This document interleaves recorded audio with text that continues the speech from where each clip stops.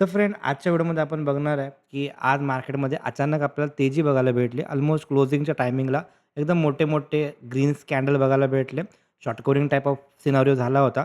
त्याच्यामागचं रिझन काय होतं? मार्केटमध्ये उद्याच्याला पण कंटिन्युएशन राहणार आहे का उद्याच्याला मार्केटमध्ये परत आपल्याला रिव्हर्सल बघायला भेटेल? आणि जे पण ग्लोबल सेंटिमेंट आहे त्यामध्ये काय गोष्टी चालू आहेत. तर ह्या सगळ्या गोष्टी आपण या व्हिडिओमध्ये बघायचा प्रयत्न करणार आहे. व्हिडिओ ओन्ली फॉर एज्युकेशन पर्पजसाठी आहे. कुठल्याही प्रकारे बाय किंवा सेल रिकमेंडेशन नाही आहे. तर आता आपण स्टार्ट करूया. मार्केट विथ प्रथम तुमचं स्वागत आहे. तर आता ह्याच्यामध्ये बघूया आपण की टोटल ओव्हरऑल जर का आपण सिनारिओ बघायला गेलो, निफ्टीबद्दल बघायला गेलो, तर निफ्टीमध्ये आजच्या डेला काय झालं होतं, तर आजच्या डेला मार्केटमध्ये गॅप ऑफ ओपनिंग झाली होती.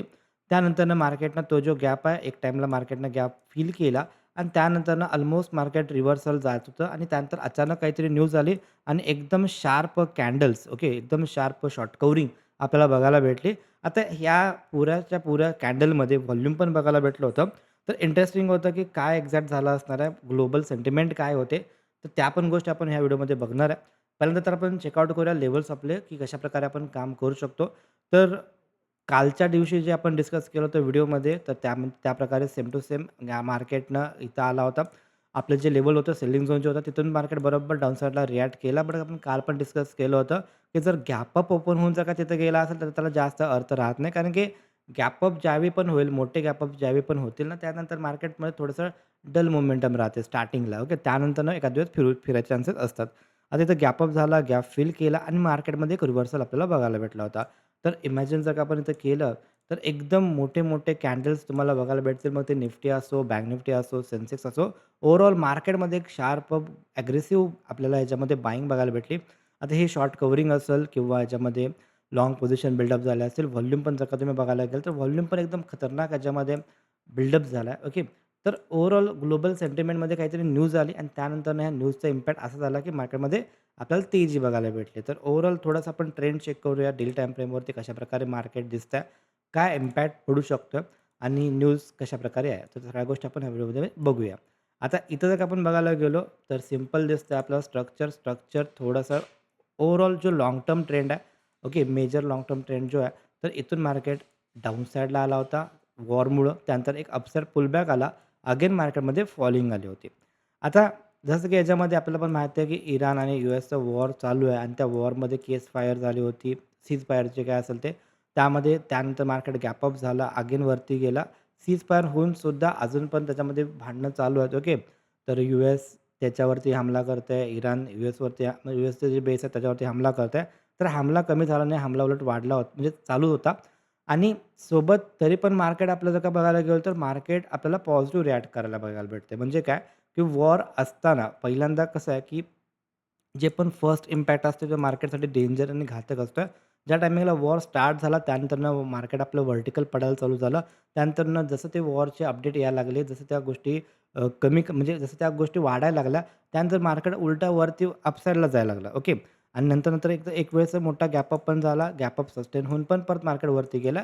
याचा अर्थ की मार्केट त्याला अँटिसिपेट करत चाललंय. मार्केट त्या गोष्टीला प्राईज इन करत चाललंय आणि मार्केट पहिल्यांदा सगळ्या गोष्टी प्राईज इन करत असते. म्हणजे जे पण फ्युचरमध्ये होईल मार्केट फ्युचरिस्टिक असते. मार्केट पहिल्यांदाच त्या गोष्टी ॲब्झॉर्ब करते. पुढचे जे धक्के असेल ते पहिल्यांदाच हँडल करते. तर त्याच्यामुळं सध्या तरी मार्केटसाठी असं कुठला तरी अनसर्टेनिटी दिसत नाही आहे आणि त्याचमुळं मार्केट इथून जे फॉल झाला होता, इथून जे मार्केट फॉल झाला होता आणि मार्केट एकाच रेंजमध्ये राहायचा प्रयत्न केला होता. खूप दिवस झाले मार्केट एकाच रेंजमध्ये राहायचा प्रयत्न करतोय आणि मी कालच्या व्हिडिओमध्ये पण डिस्कस केलं होतं, की ज्या टायमिंगला पण ही रेंज फुटेल, इधर अपसाइड और डाउनसाइड आपल्याला चांगली मूव्हमेंट बघायला भेटू शकते. तर ही एक रेंज आहे आणि ही एक रेंज आहे. ज्यावेळी पण ह्याच्यावरती जर का सस्टेन राहिला किंवा ह्याच्या खालती जर का हा सस्टेन राहिला 1 हॉवर टाईम फ्रेम, ते डायरेक्शन कंटिन्यू करायची प्रोबॅबिलिटी खूप जास्त आहे आणि इथं जर का आपण बघायला गेलो तर इथं आपल्याला एक आता ह्याच्यामध्ये लोअर लो होता हा, त्यानंतरनं हा झाला हायर लो, हा लोअर हाय झाला. एकदा का त्यानं हे क्रॉस केला, इफ इमॅजिन करूया की आपण उद्याचं सस्टेन जर का राहिलं याच्यावरती डेली टाईम फ्रेम, जर का याच्यावरती सस्टेन राहिली आणि 24,600च्या लेव्हलच्या वर जर काही सस्टेन राहिला, तर मार्केटसाठी एक पॉझिटिव्ह सेंटिमेंट याच्यामध्ये आपल्याला बघायला भेटू शकते. ओके. आता हे झालं ओव्हरऑल सेंटिमेंट. इंट्राडेमध्ये कशाप्रकारे प्लॅन करू शकतो. उद्याच्या सेन्सेक्सची पण एक्सपायरी आहे. तर सेन्सेक्सची पण लेव्हल चेकआउट करूया. तर 15 मिनिटाला येऊया आपण डायरेक्टली याच्यामध्ये. तर उद्यासाठी जर का जो माझा गेम प्लॅन असणार आहे, तो सिंपल आहे. आजच्या दिवशी जर का आपण बघायला गेलो, तर अग्रेसिव्ह बायिंग मूव्हमेंट बघायला भेटली होती. तर ह्याच्या आधी पण अशी मूव्हमेंट बघायला भेटली होती. लक्षात ठेवा, जी पण मूव्हमेंट यायला लागली ह्याच्यामागे रिझन काय आहे हे इम्पोर्टंट आहे. ओके. तर रिझन जस्ट न्यूज आहे. त्याच्यामुळे न्यूज बदलायला वेळ लागत नाही. ट्रम्प तात्या जे आहेत, ओके, तात्यांना पलटी मारायची सवय आहे. तर ते पहिल्यांदा नाही म्हणतात, नंतरनं होय म्हणतात. तर त्यांच्यावर भरोसा ठेवणं न ठेवण्यासारखं आहे. बिकॉज त्यांच्या एवढं पलटी कोण मारलं नाही, जेवढं त्यांनी पलटी मारल्यात. तर इथं पण तुम्ही बघू शकता स्ट्राँग मोमेंटम आलं होतं. अगेन मार्केट त्याला निगेटिव्ह रिएक्ट केलं. अगेन स्ट्राँग मोमेंटम आलं होतं. अगेन मार्केट त्याला निगेटिव्ह रिएक्ट केलं होतं. सिमिलर कंडिशन रिपीट होऊ शकते का? It's a probability. बघू आपण उद्या कशाप्रकारे रिएक्ट करते. बट सिंपल आहे, की न्यूजमुळं मार्केट वरती गेलं, तर न्यूज जर का चेंज झाली, तर मार्केटला पण चेंज व्हायला वेळ लागणार नाही आहे, लक्षात ठेवा.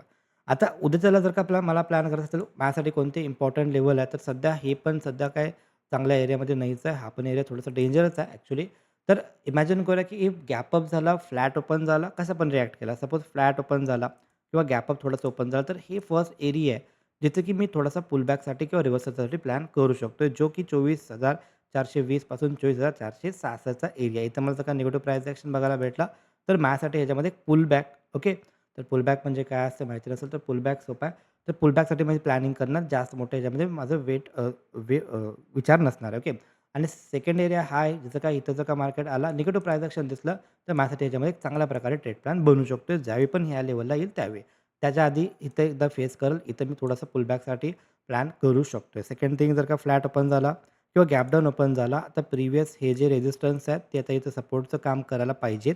आणि जर का गॅप डाउन ओपन होऊन जर का मार्केट डाउन साइड होऊन परत वरती गेला आणि त्याचं का कन्सॉलिडेशन केलं आणि हे जर का ब्रेकआउट आला, ओके, तर ब्रेकआउटला मी प्लॅन शक्यतो नाही करणार आहे. बट जर का ब्रेकआउट आला, तर माझ्यासाठी हे एरिया राहील. याच्यामध्ये माझ्यासाठी डाउन साइडचा एरिया राहील आणि ह्याच्यासाठी माझ्यासाठी डाउन साइडचा अपॉर्च्युनिटी बनू शकते. तर हे 2 एरिया आहेत, त्याच्यावरती माझा फोकस आहे. सेकंड सिनारिओ हा राहील, जर का अगेन आज रात्री काही पण अमेरिकेमध्ये काही पण यूएसमध्ये काही पण झाला, जसं की ही न्यूज आली होती ह्याच्या अगेन्स्ट जरा पण काही पण झाला किंवा अमेरिकेतून जर का यूएसमधून जर का न्यूज नाही आली, बट इराणकडून जर का न्यूज आली, तर मग मात्र ह्याच्यामध्ये थोडंसं सिनारिओ चेंज होऊ शकतात, ओके. आणि जर का सपोज ह्याच्या खाली जर का मार्केट राहिलं, फॉर एक्झाम्पल जर का मार्केट गॅप डाऊन ओपन राहिला किंवा फ्लॅट ओपन झालं, कन्सॉलिडेशन करून जर का फेक ब्रेकआउट जर काही झाला, तर माझ्यासाठी त्याच्यामध्ये एक निगेटिव्ह प्राईस ॲक्शन बनू शकतं, इफ जर का फेक झाला तर. अदरवाईज जर का डाउन साईडला गेला, तर मी चेक करेन कशाप्रकारे सिनारिओ दिसतोय. त्यानंतरनं डिसिजन घेईल. ओके. हे वाला डिसिजन माझ्यासाठी नंतरनं राहू शकते as per depend upon price action. Okay. त्याच्या आधी इथं एक एरिया आहे. जर का हा एरिया जो की 120 पासून 24,000 हा एक नंबर आहे. ह्याच्या आसपास जर का मार्केट आला, पॉझिटिव्ह प्राईस ॲक्शन जर का दिसला, तर ह्याच्यामध्ये माझ्यासाठी रिव्हर्सल प्लॅन राहू शकतात. तर हे एरियाज होते. तर हे एरियाज खूप इम्पॉर्टंट आहेत. आता बनूया सेन्सेक्समध्ये. सेन्सेक्सची एक्सपायरी आहे. तर सेन्सेक्समध्ये कशाप्रकारे लेव्हल्स आहेत, थोडेसे वेगळे आहेत. निफ्टी आणि सेन्सेक्समध्ये लेव्हल थोडे वेगळे आहेत. तर ह्याच्यामध्ये कशाप्रकारे प्लॅन करू शकतो, तर इथे गॅप फिलिंग आहे. Gap filling acting as a resistance असते. याच्यावरती इथे आपला सेलिंग झोन आहे. तर ह्या झोनमध्ये आला किंवा ह्या गॅप फिलिंगच्या आसपास जर का आला, निगेटिव्ह प्राईस ॲक्शन दिसला, तर ह्याच्यामध्ये माझ्यासाठी डाउन साईडचा ट्रेड प्लॅन राहू शकतो. अगेन मार्केटचं स्ट्रक्चर स्ट्राँग दिसतंय. आजच्या डेला इथं मल्टिपल अटेम्प्ट निफ्टी असो, सेन्सेक्स असो, मल्टिपल अटेम्प्ट ट्राय करते आणि जर काही इथं ब्रेकआउट झाला, तर एक्सपेक्टेड आहे की अप डायरेक्शन मोमेंटम येऊ शकते. ओके. बट त्याच्या आधी मार्केटला काय करायला पाहिजे, ब्रेकआउट दाखवायला पाहिजे. तर त्याच्या आधी मार्केट सपोज फ्लॅट ओपन झालं, कन्सॉलिडेशन करून जर का फुटला वरती 1 हॉवर जर का सस्टेन राहिला ह्याच्यावरती, तर एक्सपेक्टेड आहे की हे सस्टेन झाला, ब्रेकआउट आला आणि त्यानंतरनं सेम डायरेक्शन मूव्हमेंट येऊ शकते. बट ते मूव्हमेंट मी प्लॅन नाही करणार. मी वेट करणार आहे की ह्या लेव्हलला येऊ दे किंवा ह्या लेव्हलला येऊ दे. इथं जर का मला निगेटिव्ह प्राईस ॲक्शन दिसला, तर माझ्यासाठी डाउन साईडचा एरिया राहू शकतो. सेकंड थिंग, इथं जर का मला फेक ब्रेकआउट दिसला ह्या एरियाच्या आसपास किंवा इथं पण मला कुठं पण फेक ब्रेकआउट दिसला, तर तिथं पण माझ्यासाठी निगेटिव्ह साईडला प्लॅन राहू शकतात. ओके. तर हा माझा बायस आहे. सेकंड थिंग, जर का मार्केट ह्या एरियात जर का आला किंवा ह्या एरियात जर का आला, पॉझिटिव्ह प्राईस ॲक्शन जर का दिसला, तर माझ्यासाठी त्याच्यामध्ये रिव्हर्सल ट्रेड प्लॅन राहू शकतील. जर मार्केट गॅप डाऊन ओपन राहिला, हा area completely wait and watch राहील. ह्या एरियामध्ये माझा नो ट्रेडिंग झोन राहील, जो की निफ्टीमध्ये पण आहे आणि सेन्सेक्समध्ये पण राहील. ओके. आणि ज्यावेळी पण 78,700च्या वर जर काही चुकून सस्टेन राहिला, 78,800च्या वरती जर का चुकून हे सस्टेन राहिला, तर मग विचार करणार की शॉर्ट कव्हरिंगसाठी, अपसाईड मोमेंटमसाठी. Otherwise no. तर हे झालं सेन्सेक्स. बँक निफ्टीमध्ये कशाप्रकारे डील करू शकतो, तर बँक निफ्टी पण ऑलमोस्ट रेझिस्टन्सच्या आसपास आला. एक्सपेक्टेड आहे रेझिस्टन्स घ्यायला पाहिजे.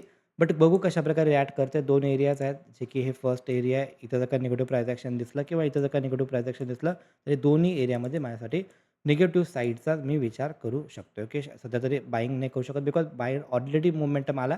आता इथं ट्रेड करण्यापेक्षा आपण डीपला प्लॅन करू शकतो. जर का मला ह्या एरियात जर का भेटला, previous resistance become a support, तर ह्या ठिकाणी जर का मला रिव्हर्सल पॉझिटिव्ह प्राईस ॲक्शन दिसला, तर मी तिथे विचार करू शकतो. तर हे झालं आपले बँक निफ्टी. जर का आपण थोडंसं अजून बघायला गेलो, इंडिया विक्स, तर इंडिया विक्स चांगला कूल झाला. ही खूप चांगली गोष्ट आहे, की इंडियावेक कूल होणं बिकॉज मार्केटमध्ये जी अनसर्टनिटी होती, मार्केटमध्ये जी व्होलॅटिलिटी होती, ती खूप जास्त वाढलेली आणि त्याचा इम्पॅक्ट तुमचा स्टॉप लॉसवरती आणि तुमच्या टार्गेटवरती पण होत होते. तर ज्यावेळी पण इंडियावेक्स खूप जास्त वाढणार, त्यावेळेस एस-एल मोठे लागतात आणि इंडियावेक्स ज्यावेळी कूल होतं, त्यावेळी व्होलॅटिलिटी पण शांत होते. ऑप्शन बायरला पण अपॉर्च्युनिटी येतात आणि तो फायदा आपण घेऊ शकतो. ओके, व्होलॅटिलिटी कमी राहील, हा एक ॲडव्हांटेज राहील. बिकॉज एक्स्ट्रीम जास्त व्होलॅटिलिटी पण खराब असते, एक्स्ट्रीम लो व्होलॅटिलिटी पण खराब राहते ऑप्शन बायरसाठी. मॉडरेट जी आहे ती राहू देईल, नो प्रॉब्लेम, काही अडचण नाही. तर हे कूल व्हायला हे तर एक चांगली साईन आहे. न्यूज कोणती आली होती? तर न्यूज सिंपल ही आली होती. त्याच्या आधी जर का तुम्ही व्हिडिओला लाईक केलं असेल तर लाईक करू शकता. बिकॉज आपले जे पण लेव्हल्स असतील, बाकीच्या ज्या पण गोष्टी असतील त्याला एफर्ट्स लागतात आणि ते एफर्ट्सला ॲप्रिशिएट करायसाठी तुम्ही लाईक आणि शेअर पण करू शकता. ओके. तर यूएसकडून न्यूज आली होती. यूएस आणि त्या इराणचं जे पण वॉर आहे हे नियर टू क्लोज व्हायला लागलं आहे, असं त्यांचं म्हणणं आहे. कोणाचं? तर ॲक्सोस रिपोर्टचं म्हणणं होतं. ओके. तर ह्यांचं असं म्हणणं होतं काय, की पुढचे जे 48 तास आहेत. ओके. आता ह्यांनी कुठून 48 तास बोलले तर समथिंग 5 तारीख दाखवते याच्यामध्ये. ओके. कारण की ते यूएसमधनं न्यूज आल्या तर त्याच्यामध्ये डेटमध्ये चेंजेस राहतील. तर हे 48 तास बोलत आहे. पण हे कुठले 48 तास बघायला पाहिजेत. तर हे 7 तारीख म्हणजे फ्रायडे दाखवते का थर्सडे दाखवते बघायला पाहिजे. त्याच्या आत ह्यांचं असं म्हणणं आहे, की ह्या दोघांच्यामध्ये वॉरच्या रिलेटेड काय होईल, पीस शांतीचं डील होईल आणि एंड टू वॉर होऊ शकते असं त्यांचं म्हणणं आहे. बाकीचं त्यांचे जे पण हे होते टर्म्स एंड कंडिशन्स ज्या काय होत्या, त्या दोघंजण मिळून ते दोघंजण एकत्र येऊन मिळून ते सेट करतील असं त्यांचं म्हणणं आहे. आणि ह्याच्याचा इम्पॅक्ट तुम्हाला क्रूडवरती पण बघायला भेटतोय. खूप चांगल्या प्रकारात डाऊन आला. आता चालू आहे हे क्रूड. खूप खतरनाक क्रूडमध्ये आपल्याला डाउनसाइड मोमेंटम बघायला भेटले आणि $100 पण खालती क्रूड येणं खूप चांगली गोष्ट आहे आणि त्याचा इम्पॅक्ट बँक निफ्टी असेल, आपलं मार्केट असेल, ग्लोबल मार्केटमध्ये शांतीचं वातावरण राहील आणि हे जर का जेवढ्या स्पीडनं अजून खाली जेवढं चांगलं राहील. Okay. Because crude inversely proportional to equity राहते आणि ज्यावेळी पण क्रूड वाढेल, त्याचा रेट वाढले तर इन्फ्लेशन वाढायचे चान्सेस असतात आणि त्याच्यामुळं ओव्हरऑल महागाई, बाकीच्या सगळ्या गोष्टी खूप ह्याच्यामध्ये आपल्याला ओके, ग्लोबलमध्ये अनसर्टिनिटी बघायला भेटू शकते. तर क्रूड आता याच्यामध्ये ज्या रेटनं कमी व्हायला अगेन 2 तास म्हणले, कोण म्हणले? यूएसनं बोलले 2 तास नाही सॉरी 2 दिवस बोललेत. तर बघू कशाप्रकारे रिॲक्ट करते आणि 85 ते 87च्या आसपास सपोर्ट पण आहे. आता कसं व्हायला लागलं की ते निगेटिव्ह बोलतात. अगेन हा सपोर्टच्या घरात येतो परत आणि तिकडं जर का ते डील नाही झाले तर हा परत वरती जाईल. अगेन आपलं मार्केट परत खालती येईल. ओके. तर ह्या गोष्टी आहेत. बट ओव्हरऑल जर का शांतीचं वातावरण जर का झालं, डील त्यांनी सगळं व्यवस्थित झाली, तर खूप चांगलं होईल. ओके. ओव्हरऑल मार्केट आपलं स्टेबल राहील थोडंसं. नाहीतर हे जे अनसर्टिनिटी आहे, अनसर्टिनिटी अगेन कंटिन्यू राहू शकते. ओके. पुढचे जे 48 तास आहेत, हे खूप इम्पॉर्टंट आहेत. 2 दिवस आहेत, ते खूप इम्पॉर्टंट आहेत. बघू कशाप्रकारे अपडेट येतील. जे पण अपडेट असतील, ते आपलं जे फ्री टेलिग्राम चॅनल आहे, त्याच्यावरती जरूर टाकेन मी. ओके. आणि बाकी लेव्हलसाठी तुम्ही चॅनलला फॉलो करा, सबस्क्राईब करा. भेटू आपण नेक्स्ट व्हिडिओमध्ये. तोपर्यंत जय हिंद, जय महाराष्ट्र.